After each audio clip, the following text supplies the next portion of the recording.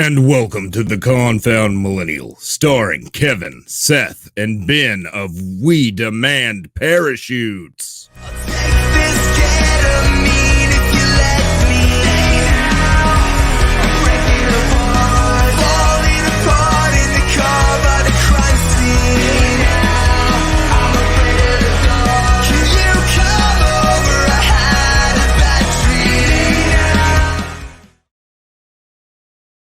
What is up, everybody? What's going on? Hello, hello. It has been a while since I had a podcast this crowded. I love it. Nice. So, who wants to go first in telling us the first part of our biggest question? Who the hell are you guys? Ooh, all right, I can take that one. Sounds like one I can knock out of the park. We are We Demand Parachutes. We're a band from New England. We formed back when I was still in the military, and had to look for a creative outlet, and was deployed and started sending ideas back and forth to these guys. We've been friends our whole life, and ever since then, we just kind of got together and decided to make it a thing, and we've been working on it ever since, and got some new stuff coming out we're very excited about. Oh yeah. I'm excited about it too. I'd like to listen. I like to cut it close when I'm doing an episode. I like to do my studying day of. Some people call that unprofessional. I call it, I'm not going to forget it a week before.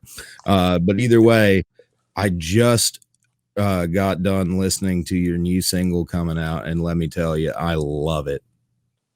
Thank you so much. We appreciate it. Yeah, thank you so much. The first lyrics of it just had me immediately, the first 3 words or so, I'm like, oh shit, okay, this is how we're doing it. Yeah, we come in pretty hot with this one. Coming pretty hot. But so how long have you guys, you might have already said this, but I blacked out for a second, how long have you guys been a band? So we actually started kind of sending ideas back and forth way back in like 2016. 2015 was the first demos. 2015 first demos. 2016 starting to talk about it. We really got together for the first time to rehearse and play and think that this was a thing in either late 2016 or early 2017, and our first release came out in 2019. Nice. And one thing that I keep thinking about, I want to get this out of the way real quick. It's not really music related, but Kevin, why ain't you got no facial hair going? Ben's got a mustache of the god, a beard that makes Zeus himself cry. What's going on here? I guess I got to get working on that. It's funny, Nick, Ben. What you got? Man, Kevin grows a good beard too. Just like a little love and affection, and that thing could be looking lovely. Oh yeah. I don't get it, man. Like Ben, you remember like when Kevin decided to not shave during the first part of quarantine? Like, mind you, Kevin's not a guy who goes to the barber to get his beard done like me, man. He just decided he wasn't going to shave for a while, so he just grew that thing out, and it was nasty. It was good. That's true. Hey, I didn't have the stash for a while. It took me a while, and it's the only thing I can grow. So, quarantine happened, and we had to do it. And let me tell you, for our fans at home, it makes a great place to sit. Yeah, it does. It does. I don't recommend that. Can't endorse that. At least make him put the cigarette out first. Damn. Exactly. That's a dice roll. I know he did a switcheroo, but he had the cigarette in one hand over here, went down and pulled up, and it was over there. I'm like, is he smoking too? Dual You never know. Here? You never know. Dual wield. He's an illusionist. He went to magic camp.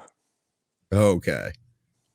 So, you guys' songs, what inspires it? It sounds, I don't know, it sounds nice, mellow, happy, but it's depressing as shit, and I love it. I think we kind of take like a groupthink approach to like lyrics and song concepts where like sometimes I'll write a song that's like very personal to me. Like Upstate, for example, is a song that's like really about me and a friend I have and a friendship that kind of, ended. And then other songs like 151, for example, is kind of this song about, dealing with crazy women in your life. And I definitely drew a lot of inspiration from my man Seth and my man Ben and myself in the past. And we kind of try to just put stories together and put stories together that people can relate to, whether that comes from the heart or we're kind of portraying a character. But Lost Your Mind, like, we just decided to get crazy with it. And when it comes out, when you guys hear it, like, you'll understand, like, this is us just, being exaggerative and going to the max, and we love it. Yeah, and 151 and Lost Her Mind are definitely tied for my two. 151 is my second favorite. Lost Her Mind is my favorite. It's going to be y'all's favorite when it comes out. It's great. Cheers, man. Appreciate that. We're really excited about it, and we got some fun things in store too, videos and everything. So it's going to be great.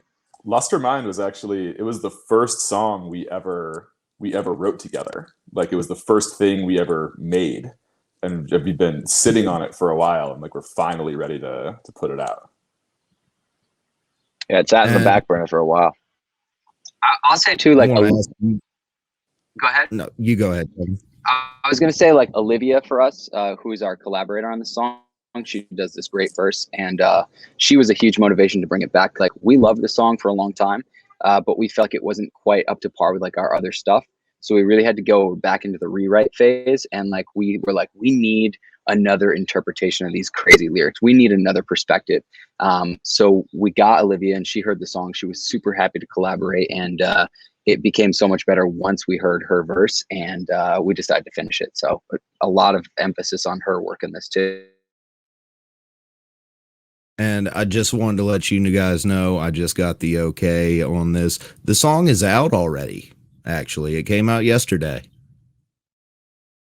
This episode is airing the day after it came out. Hell yeah. All right. That's awesome. So yeah, go check it out. Stream, baby.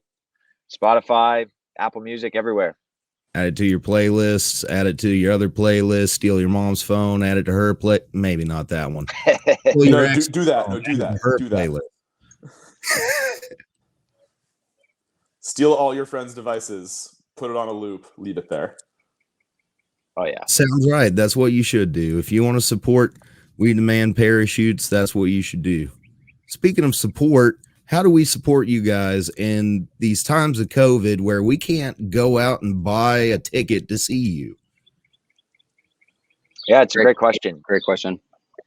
Go ahead, Benny. So one of the ways you can support us, obviously, is just following us. Social media, YouTube, Facebook, Instagram. Checking out the new song. We also, on our Spotify, you can support us through a donation link on there as well. And then coming up soon, we're going to be playing some shows out in August, and we're booking through the summer. So can't wait to see everybody out there. Ben also accepts cartons of cigarettes and seamless orders.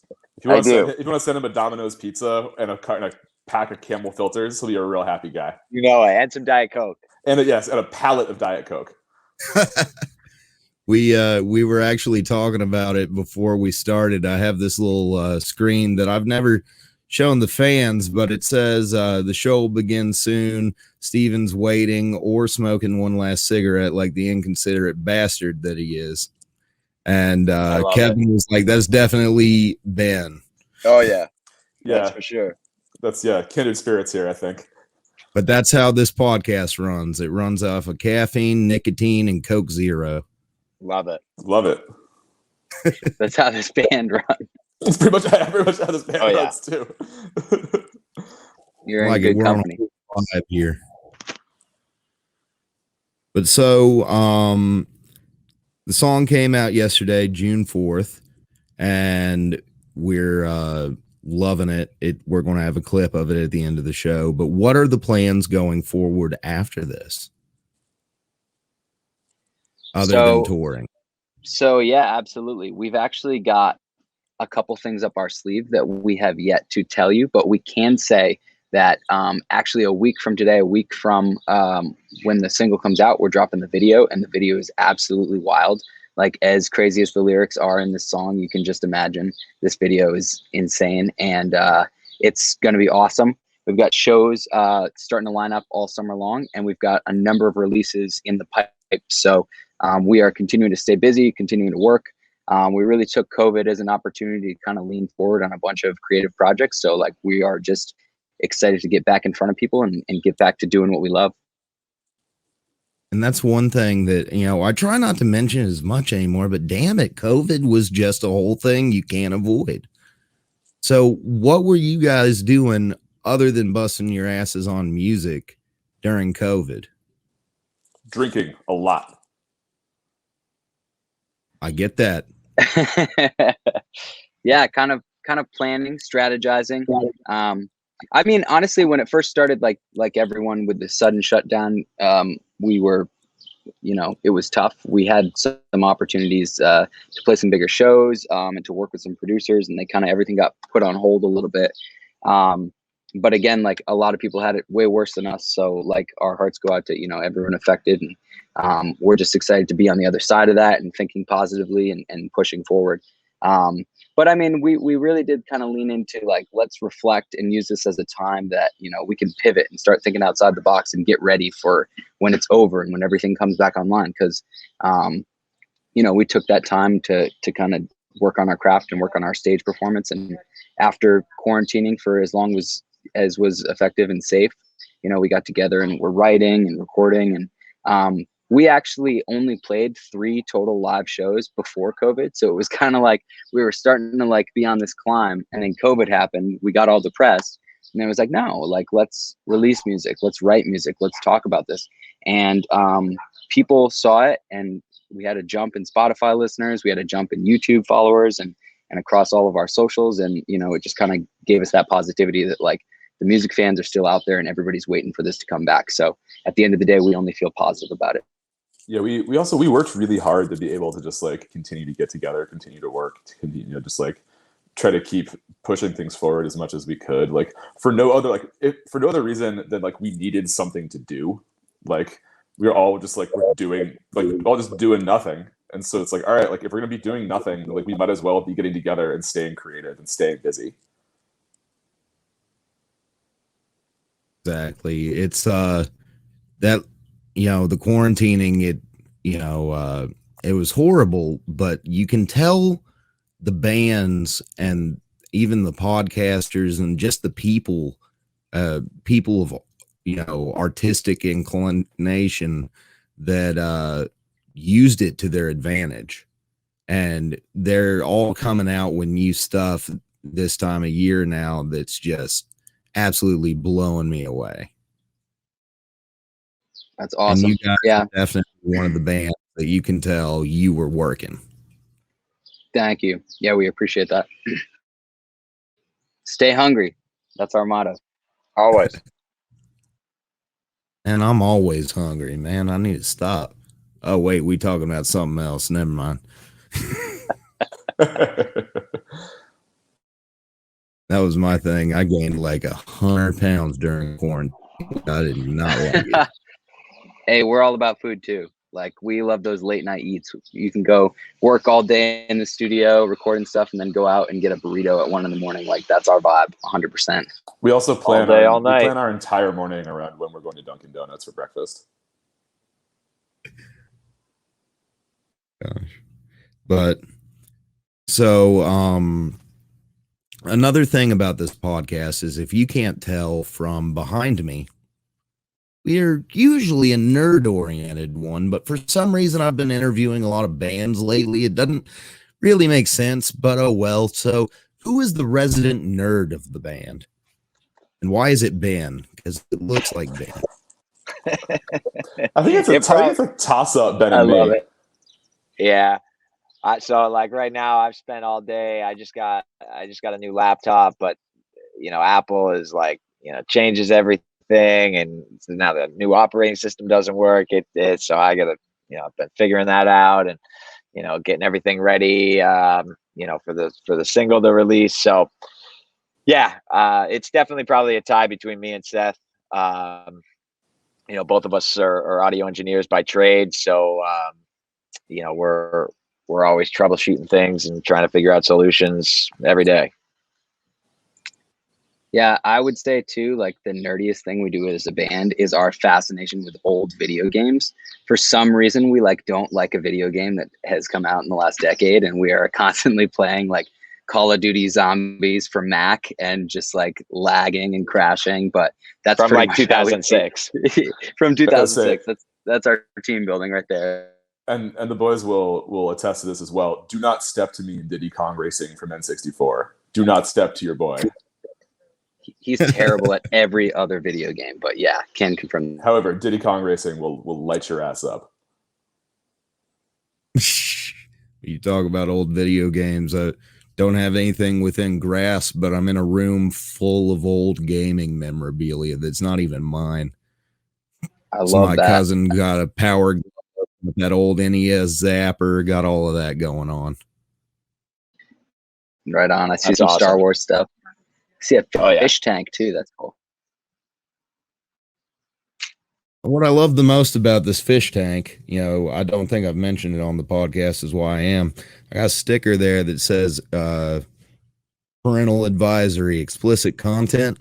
That's awesome. I just never know what the fish might be up to. Maybe they cussing a little bit. Maybe they dropping the F-bomb. Who knows?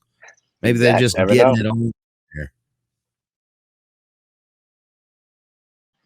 Looks like an album that my parents wouldn't let me buy as a kid, and I would have to get it from them. Oh yeah, So back in the LimeWire days. Kinda- Napster. Oh yeah. speaking of music as a kid, what kind of music brought you guys to the point where you are today? Oh man. I mean, so we grew up playing in like the same like punk and pop punk and hardcore scene back in Maine, right? And so like, we were like 13, 14, 15, playing in local bands, playing local shows, and like, I knew these guys. Like, I knew the first show we ever played together, we weren't even playing in the same band. I was playing in a band, and we threw a party at a kid's house and put like 3 or 4 bands on in his living room. Shout out Max Carpenter's living room, opening up mosh pits in the living room. Yep. I think my band played first. I think an early iteration of their band played second, and then our buddy's band played third. And like I remember some kid like got elbowed into the fireplace and like rocked his head on a stone fireplace and got like taken to the hospital, and the parents didn't shut the show down. The parents were just like, all right, well, we'll take him out. We'll take the kid and get his head tuned up, but you guys keep playing.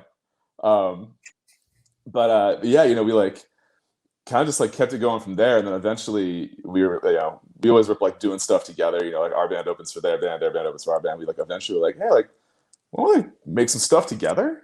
Like maybe we should join forces and do something cool. And so like that was kind of the origin, right? It's just like that, like the early 2000s, like pop punk and hardcore and stuff like that. Your kind of quintessential sound from then. Like the Taking Back Sundays and Angels and Airwaves and different bands like that. But like we also had like an awesome local scene back in Portland, Maine, which we didn't realize how good we had it either. Like we didn't realize how cool it was at that point. But those bands like Sparks the Rescue and like the Cambiata and Killing Moon. Help me out, guys. Yeah, the Killing Moon, like Sparks, Cambiata.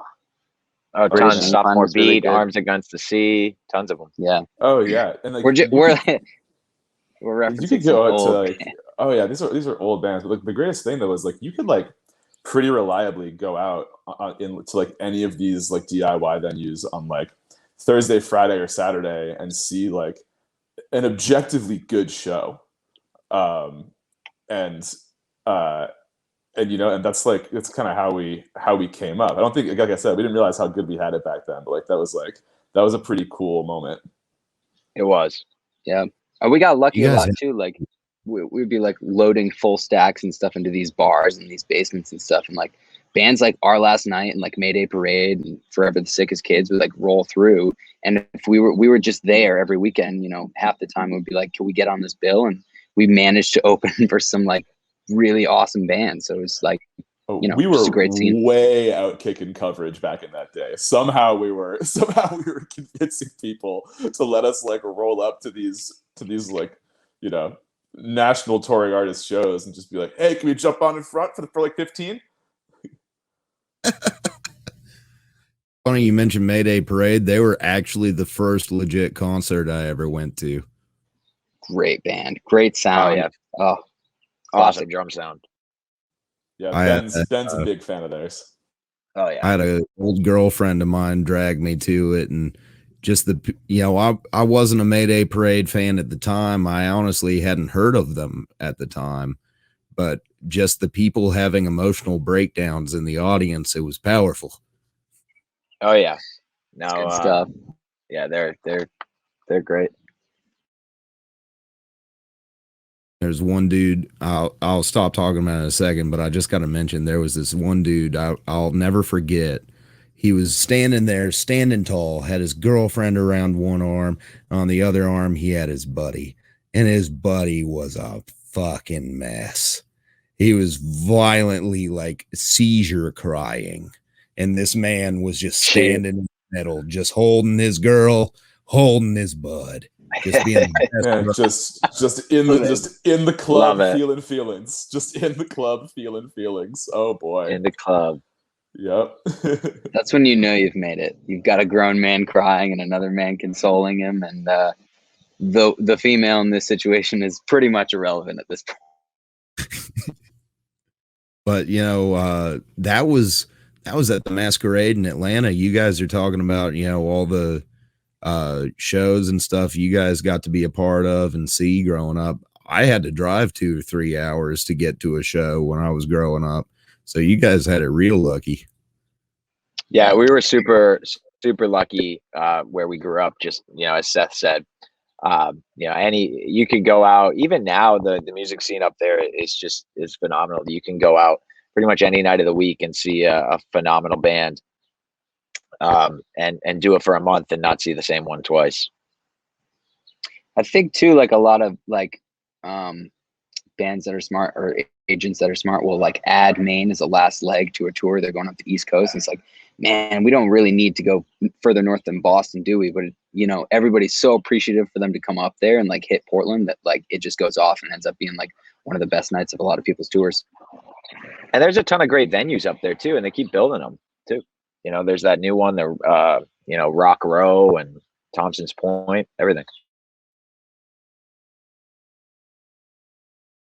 Well, guys, we've talked about you guys growing up. We've talked about who you've played with in the past. Who is, for each of you, one band that you'd give your left nut to play with? Oh boy. I would love to share a stage with the Killers. That would really make my whole shit worth it. I gotta say Don Broco. I'm a huge Don Broco fan. I think they're just so original. I think they're hysterical. Don Broco, 100%. Yeah, I'd throw it back. Blink 182. You know, that's who kind of we grew up with. I'd love to, you know, just even sit behind Travis Barker's kit would be awesome for me. You'd love the guy I live with. He listens to Blink 182 like it's still back in the day, every single day. I'm like, you going to listen to any new music? And he's like, no, never. You got to tell him about We Demand Parachutes. He'd probably like us. Definitely already did, and he does. Yeah. You know, for the guy that is supposed to be the technology-oriented guy, I was also the one that came out here with apparently a half-charged computer that's now dying. So I'm going to go grab a charger, and hopefully it doesn't die midstream. Ben loses his title as resident. Title lost. Revoked. Fully revoked. Get it together, please. He gains the title of the Confound Millennial. The name of this show is all about being a millennial that's not good at being a millennial, not good at technology. I used to have no idea what I was doing, but I've learned like a trained monkey every step along the way. Man, I was really hoping that Ben was going to stand up and we were going to find that he was fully Pooh Bear in it. I was hoping that we were going to see that he just like wasn't wearing any pants, no drawers, just outside and back, ripping sig with a shirt on. Highly still likely. Exactly, incredibly possible. Full Pooh Bear. Full Pooh Bear. So, oh my. He's I got legs. So, oh wait, he's back. I see signs of life. There we go. I am back. Ben, Okay. so we're taking bets on whether or not you're wearing pants. Are you Pooh Bear? I heard that in my AirPods. I almost decided to come back pantless, but I thought that might be a little too much. I thought you guys might not appreciate that. I don't think any of the people viewing would appreciate that in the slightest. Yeah, nobody wants to see those pasty thighs. No carton white. Oh my god. Well, I hate to say it for Ben just running in and getting his laptop charger, but we are nearing the end of our time here. So since we've got three of us, I will or three extras. I don't know how to count, obviously. In order from Kevin, Ben to Seth, let's get some last words out of you guys to the fans. Want to just say thank you guys for watching and supporting local music, for supporting podcasts and hearing about the music.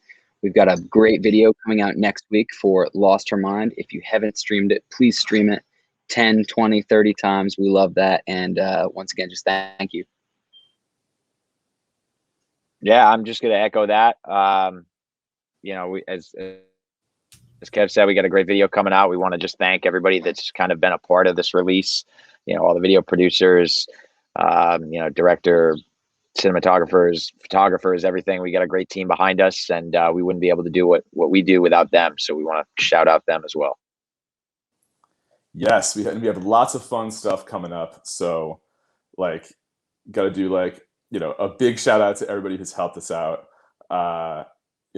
Big shout out to Mike O'Donnell. Big shout out to Carl from Everyone and this Bound by Sound festival that just happened. Follow us on all the socials. Follow us on Instagram. Follow us on Twitter. Follow us on Facebook. Christian Mingle, J8, Farmers Only.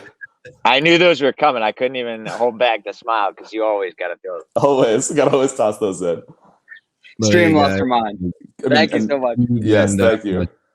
YouTube and Spotify links below. Make sure to check them out. Make sure to stream. And here's a little snippet from that new single, Lost Her Mind. Oh, wait, I almost forgot my outro.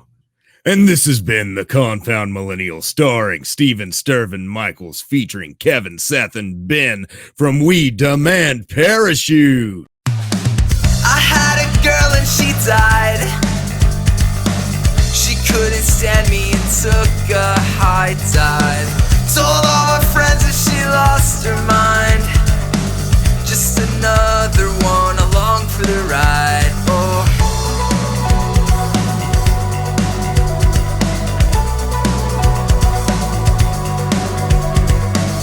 I've been good for 6 months and I swear it, but the next one's got me checking my shoulders.